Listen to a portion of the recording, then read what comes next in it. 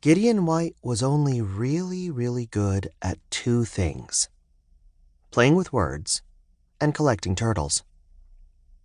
Of the turtles, only one of them, Samson, was an actual living, breathing, as much as turtles could be seen breathing, turtle.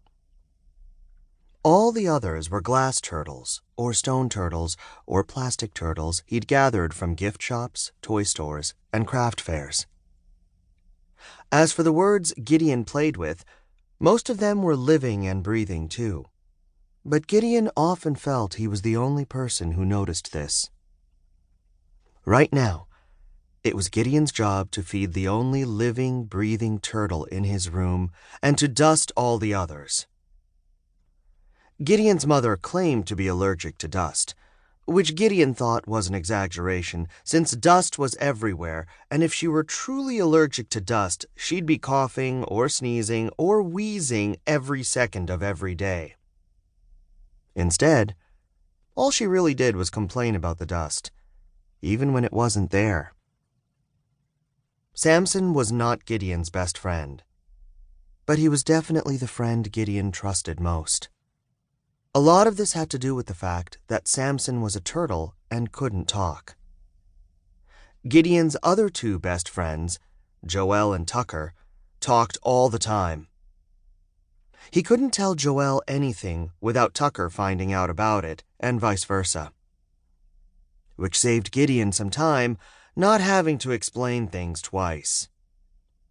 But it was still annoying that he had to assume anything he said would echo beyond where it was meant to go. Joel and Tucker were both in Ms. June's 5th grade class. The alphabet had allowed them to sit next to each other, while Gideon was banished to the back row. When Debbie Weiss had left class because her father got a job in Arizona, Gideon thought he'd at least be able to move up a row, which would have gotten him one desk closer to Tucker.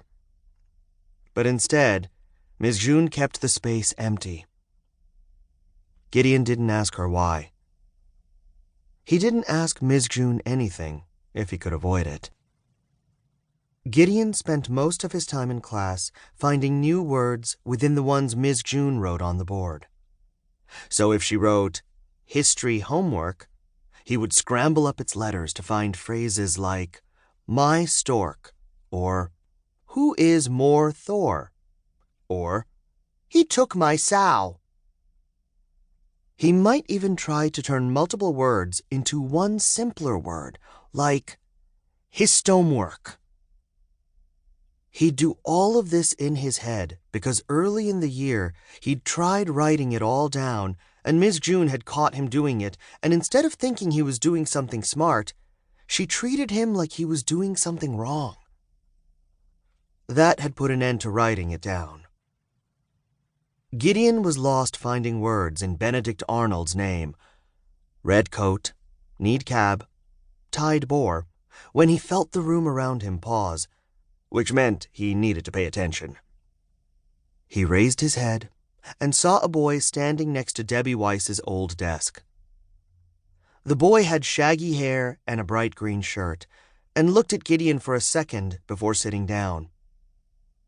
Gideon had no idea who this boy was, and from looking around, he realized that Ms. June had just introduced him to the class, and Gideon had missed it entirely.